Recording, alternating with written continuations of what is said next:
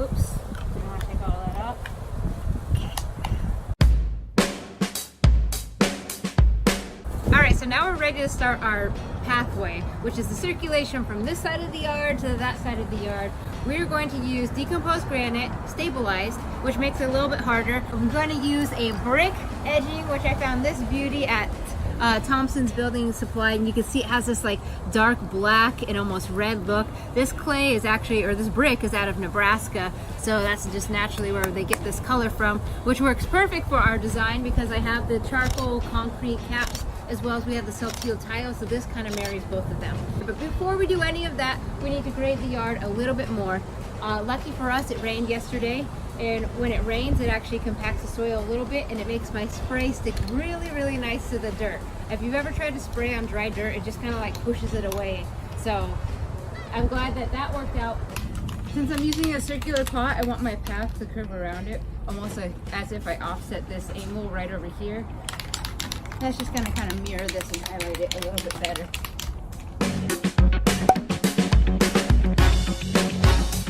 You can see the pink is a half circle. It goes out 5 feet and it goes across 10. You can see a stake in the middle. I marked because the guys are still grading. My lines may disappear, so I wanted to know my center. And then it curves in and then it meets and matches the other side there. So I mark out one side of the path, and then I have the guys use a tape measure to mark it 3 foot across so it's even all the way. We are laying out our pathways. Lorenzo is grading the area to minimize our slope, or at least even it out.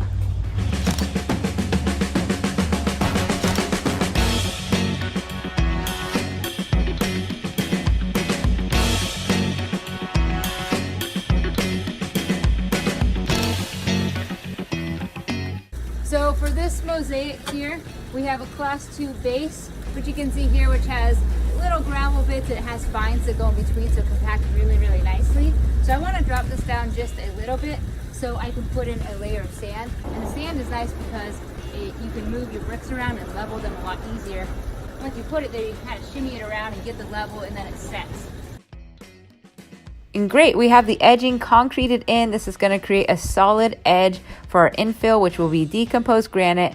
And I'm going to add a little brick mosaic for detail to transition the path from the concrete diamonds into the decomposed granite.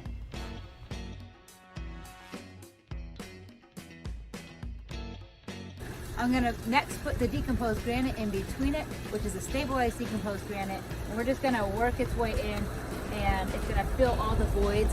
As I do that, if I notice any giant voids, I have my scrap pile of little tiny pieces of brick, and I can use those to fill in big gap areas. So this is just like concrete. He's screeding the decomposed granite with a 2x4. And it's ideal to have extra DG because you want to be able to pull it apart. Because if it has not enough and you're pulling the board over, it's harder to see if there's not enough.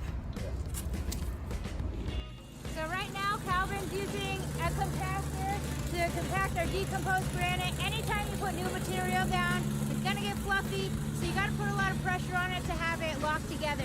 Decomposed granite is kind of gritty, so it'll lock into itself really, really nicely, but this speeds things up a lot. So he's going to go over it once or twice, and that's going to set that real nice and strong.